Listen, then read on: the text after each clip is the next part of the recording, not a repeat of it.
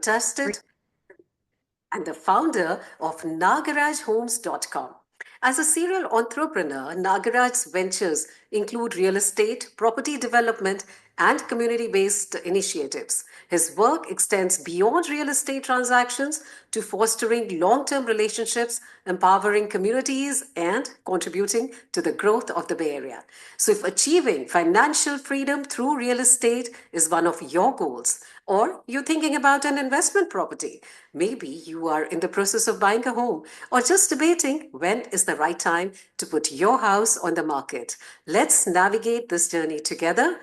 Call us in the studio at 1877 Bolly 92. That's 1877 265 5992.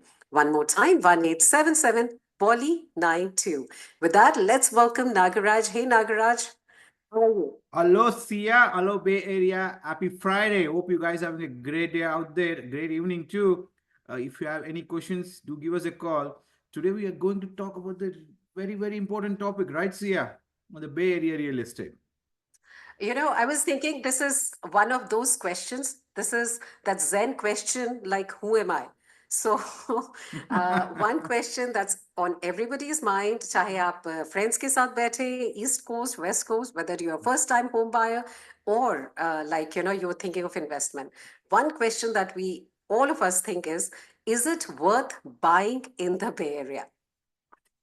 I think I can tell you it's a worth question to discuss always. What we are doing this show from last 3 years, and every month we keep getting this kind of questions. But see, especially right now, major companies like Google, Meta, Amazon, Salesforce have continued layoffs in 2024, and it's going on in 2025 also.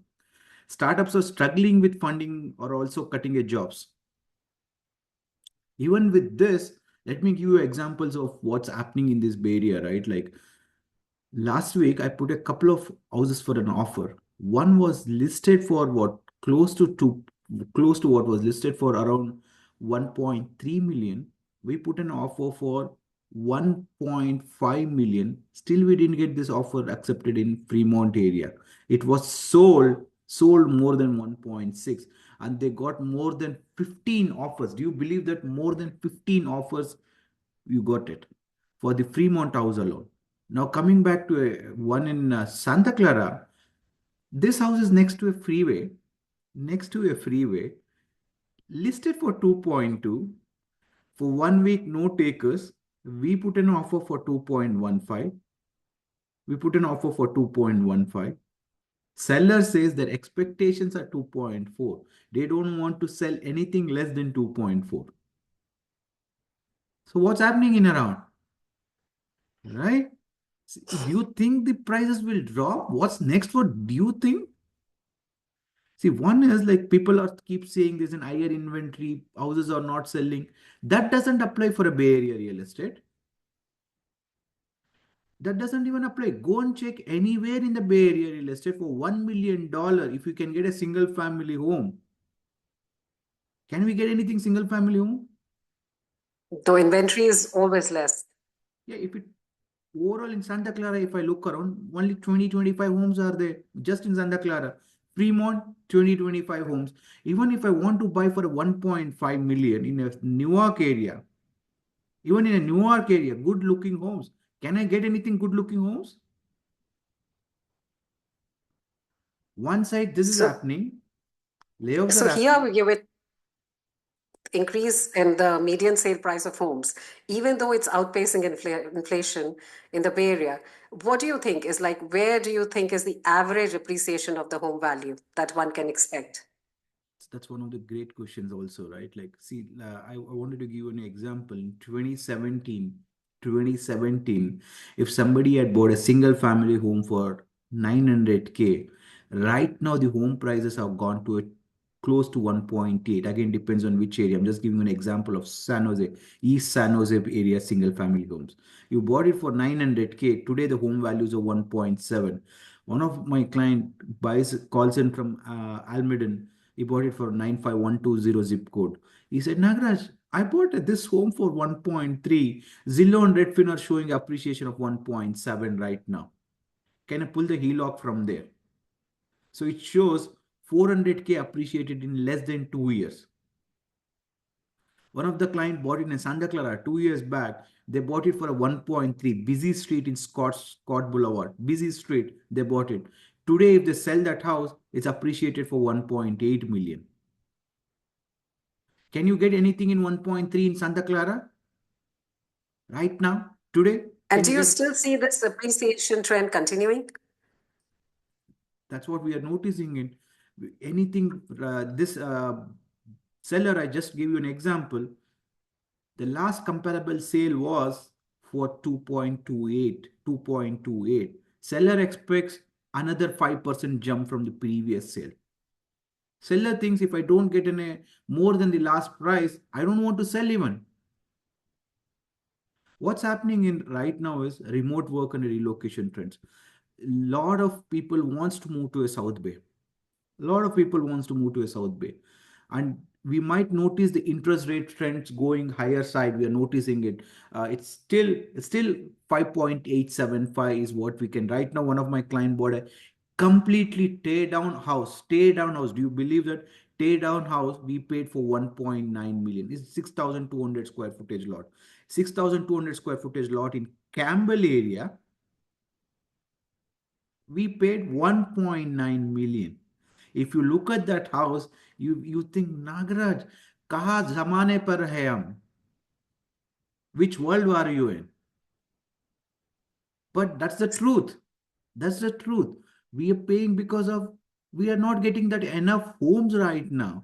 If we are the same area in the Campbell area, completely fixed up house, you try to bid for it 1 month before, it went for more than 2.5 million, 1,400 square footage. Omine Campbell. So for him, this 1.9 million still made a sense for him. We tried to put an offer of 1.8. Seller says, I don't want to sell for it. I'm okay to wait for some more days.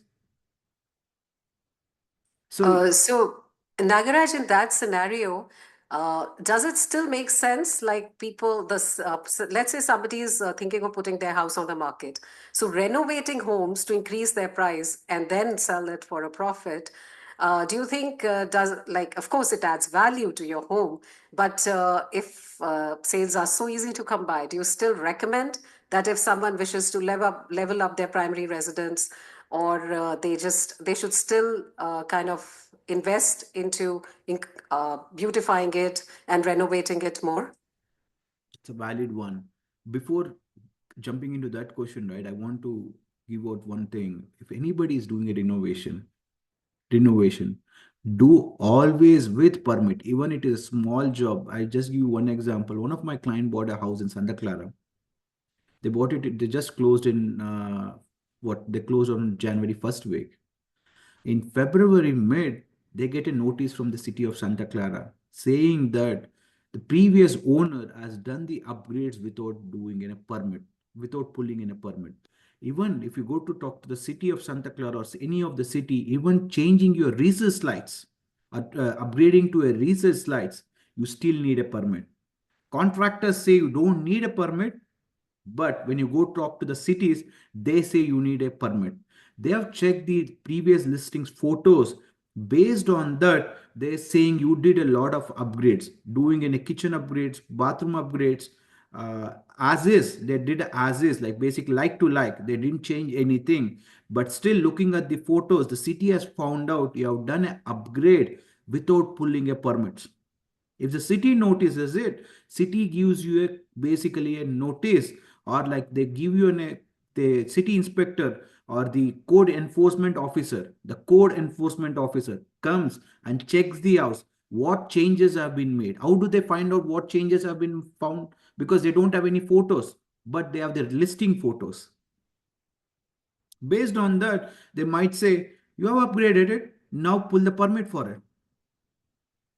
So that is why even if you're doing it, do it with the right contractors, because there are a lot of codes goes in. Even pulling the wires also. For example, even for if you're doing let's assume you're doing an upgrade where the kitchen appliances, there should be a separate electrical line for that. Separate panel, separate should going into the switch also. So everything, that is why if you get in a right contractor, right, they will help you to do it. with the right way. So that way, when these things happens, you are always covered. Because the reason is, I think I gave out one more example yesterday. In one of the Los Angeles area, somebody had done an upgrade without pulling a permit, and they gave it for an Airbnb. What happened is the house was like blew out because of some gas leaks. Finally, the homeowners who gave it for a rental or gave it for Airbnb, they were put into the jail.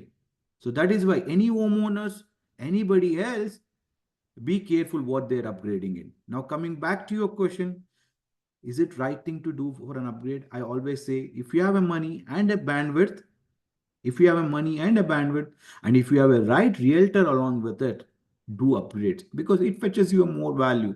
Because new buyers or a buyer or the new homeowners wants the house completely ready to move in, and more bucks you get when the house is done with the right way, without any shortcuts. Anyhow, you still get it because that's a Bay Area. Without even upgrades, you still get it. But you get more value for it if you have done it in the right way, because there are people who notices what are the upgrades you have done. A lot of valuable nuggets of information. We'll come right back. Please don't go away. We have plenty more to cover. So, just taking a small break. Back to Real Estate Roundup with Nagaraj and Aya. So if you're looking to buy, sell, or invest in the Bay Area or around the Central Valley, this show is for you. Share with us your concern, your insights, your blockers. Join the conversation at 1-877-BOLI92. That's 1-877-265-5992. सो आपके पास कोई भी सवाल है pertaining to Bay Area real estate, आप कोई भी question पूछना चाहते हैं या whatever Nagaraj was saying, you would like to join the conversation, you can give us a call here in the studio at 1-877-BOLI92. That's 1-877-265-5992. So what we were talking, Nagaraj, in that scenario, especially with interest rates still high. Investing into commercial real estate with the, as you were saying, return to office, also small businesses around these office complexes, they are more like hopeful. What are your insights pertaining to that? Yeah, I think before jumping into the commercial, let's wind up on we started on the residential stuffs, right? Like what will happen, and then I'll touch upon the commercial real estate. See, the long-term outlook for the Bay Area remaining for the housing hotspot wise, right? Housing supply, as we keep saying, is still limited, and especially like the Bay Area remains a global tech for the innovation hubs. All the big companies, they still want. We hear like so many companies moving out of the Bay Area, but still high performing companies still want a Bay Area as their place. And to get the talent, they're ready to pay how much ever the talent is needed or talent demands for it, right? If the layoffs are there also, right, it might slow down, but there are only some buyers think, hey, because of the layoffs are happening, I don't want to buy. Maybe they would have basically delayed from last 10 years or 15 years not buying a house at all, because they're always thinking about the external factors. Oh, kya ho raha hai? Oh, kya ho raha hai? Oh, kya ho raha hai? But they don't even believe in themselves. That's the biggest mistake. Always, home buying is belief in them, thinking about the longer term makes a difference for that. Don't never think about smaller things. Home prices might go down for a couple of days or a couple of months, but always it's been bounced back. Coming back to the commercial, see, commercial right now, people are saying it's slow down on the commercial. I did talk about one of the commercial. Buying a commercial, right, is always is a big bull. No, it's not a small thing. Always it goes on the smaller pace, slower pace when compared to the residential. Residential usually closes within a 20 days, 30 days. But commercial buying, right, it's like takes almost 2 months, 3 months. I've noticed around. And the prices also, if you want to buy around 1.5, it's very, very rarely we get it. If you get it also, there might be any issues with an environmental or something else. That's why the commercial real estate should be planned properly. Right now, we are in a contract to buy one of the property in Sunnyvale, where I'm helping out for my client to buy in a Sunnyvale. And this property was listed for 1.8 million. But we got into a contract. No, it was listed for 2 million. We got into a contract for 1.8 million. 2 months closing, 45 days they give you basically to look for the inspections and everything. During this phase, we found out that basically there used to be a gas station in 1960s to 1967, and after 1970, during a 1967 phase, they closed this gas station, and in 1970s around time frame, right, they started a different business. Basically they started auto service and everything. When we did the phase one, we found out, basically a lot of listeners might be not knowing what is a phase one and a phase two. These are the environmental reports. Basically, the environmental company comes in, checks out what was in this property. So this is very important, especially when you're doing in a commercial properties. When the phase one, we found out as I said, there was a 1967. There used to be a gas station, and they basically closed the gas station and they didn't remove the tanks underground. They didn't remove the tanks underground. But there's an issue with that. The seller said, I don't want to remove the tanks underground. You go buy it for a 1.25 million. How much reduce they reduced, Sia? They reduce how much? Close to 550K for no brainer, do you think? No, there is a brainer for that. Because if the seller goes and try to address this, right, it might even cost them more than 20 years to address these issues. They might cost them more than 20 years, because if the gases oil might have leaked and might have touched the underground of the water, right, then it becomes too big project to clean up that project. But as the buyer, if he's kind of talented and he knows what he is getting into it, in less than 200K, he can remove the tanks. It's always a chances you take around, especially in the commercial properties. But if you know what you are getting into it and what you know how to address it, it's a chance in case, because 1.25 million in Sunnyvale, where do you get it for 0.37 acres? So, do you think that this is like you have to have the right team with you, right Yeah. contractors, It's a or no, the I think people like you can trust, or let's say somebody is getting into this commercial real estate investing, what should they watch out for? Yeah, I think that's a well said. The right team or the right realtor who has gone into all this, who knows what he is doing in. It is not only basically uh, if he has real land experience, right? They can guide the people, they can guide the buyers so that they can make a decisions for them, right? Like, because as I was telling you, this reason I was giving you this example is, right, to remove the underground tanks might cost you 200K, but still you're into a 300K profit. But only these things can be done with all cash only. How do you do with all cash? Maybe with ELOC might be a better option. ELOC is a home equity line of credit. Maybe other properties have basically equity has improved. Try to pull it from there and try to put it in a cash. Take it as a short term. Try to address it. Then you have a wonderful property and built an equity on one of the properties. And the right team matters who has known all these things so that they can guide you. Because a lot of times, not only working with the realtors, attorneys also matters. You need to work with the attorneys also, because the attorneys are the one who can basically review it and guide also. Some of the terms needs to be signed off by the attorneys. It's not like easy going and getting with as a residential. Commercial is altogether is a different bull. Is that we need an expert like me who can guide you, because it's all for me is like I have all this handled experience, which basically I'm passing on to my clients so that they can make a decision what they're getting in. And So, are there certain areas that you would recommend, like where people should, that are more ripe for right now commercial real estate investing? it depends on the budget what they're in, right? Are they want to get into hotel business?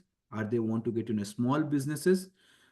And a lot of times I tell also, are you renting out right now for a commercial? Like maybe you're renting out for a restaurant. You might be renting out for a lot of the medical things, right? Because a lot of people are there who's running their veterinary businesses or medical businesses or dentist businesses. Mhm. So for them, instead of renting out, start looking for a properties around, because there's a lot of small business administration loans are available. If you're already doing a business, based on that, you can buy get a properties through as little as 15%. You know that as little as 15% you can get a SBA loans for acquiring a properties. So areas around depends on the client's interest. It might be somewhere, yeah. And one of my client also bought a agricultural land in Mountain House. They bought this for a 3.2 million, more than a acre, couple of acres. They're converting into a commercial zone right now. They're working with the city, applying for it, right, hiring a right attorneys, converting into commercial properties. So that way, that is also one of the way.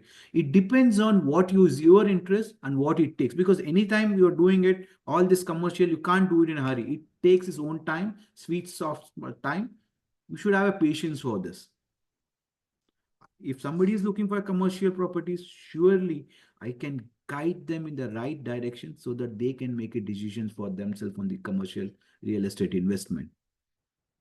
So, with the last 2 minutes on the show, Nagaraj, what would you like to say? See, buying a real estate, it's always kind of a complex matter. It's not an easy decision to make, and it's more of an emotional decisions to be made.